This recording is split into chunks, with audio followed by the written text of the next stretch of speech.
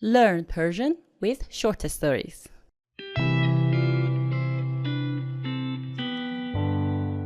Hello my lovely friends, Dorud. Welcome back to Learn Persian with Asal channel. This short story is designed to help you learn basic Persian words and phrases.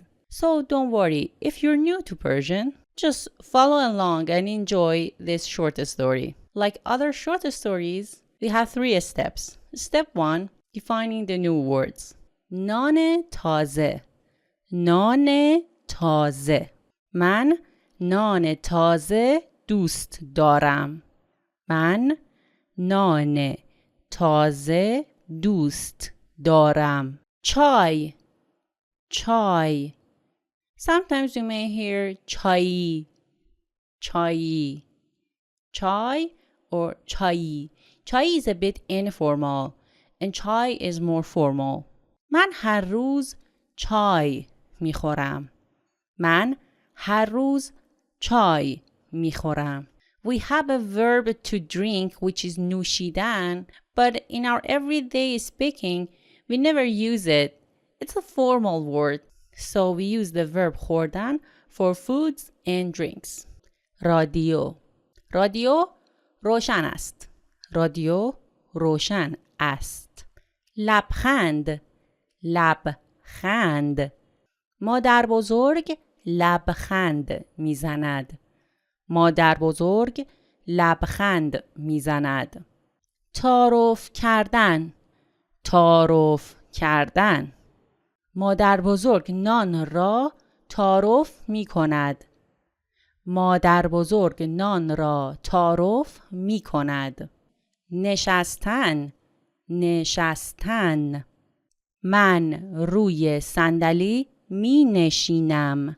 من روی صندلی می نشینم. گوش دادن. گوش دادن. گوش دادن.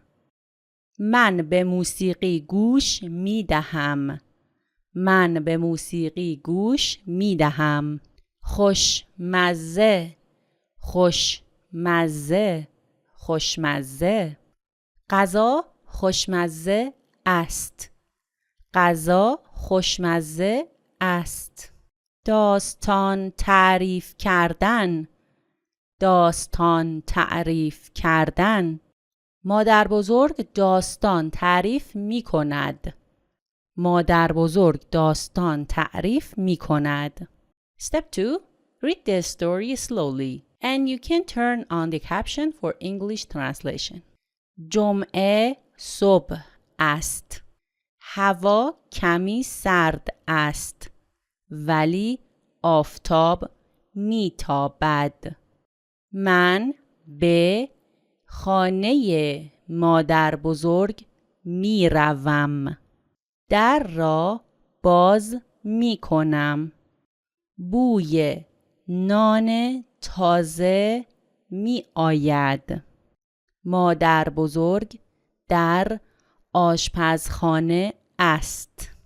او چای درست می کند. رادیو روشن است. صدای موسیقی می آید. مادر بزرگ لبخند می زند. او می گوید سلام عزیزم. بفرما نان تازه داریم. من می نشینم. چای می خورم. نان و پنیر می خورم. همه چیز خوشمزه است. مادر بزرگ داستان تعریف می کند. او درباره کودکیش حرف می زند. من گوش می دهم. من لبخند می زنم. صبح جمعه آرام و شیرین است. Well, let's start the step 3. Read the story faster. صبح جمعه است. هوا کمی سرد است ولی آفتاب میتابد. من به خانه مادر بزرگ میروم. در را باز می کنم. بوی نان تازه می آید. مادر بزرگ در آشپزخانه است. او چای درست می کند. رادیو روشن است. صدای موسیقی می آید. مادر بزرگ لبخند می زند. او می گوید سلام عزیزم. بفرما نان تازه داریم. من می نشینم. چای می خورم. نان و پنیر می خورم. همه چیز خوشمزه است. مادر بزرگ داستان تعریف می کند.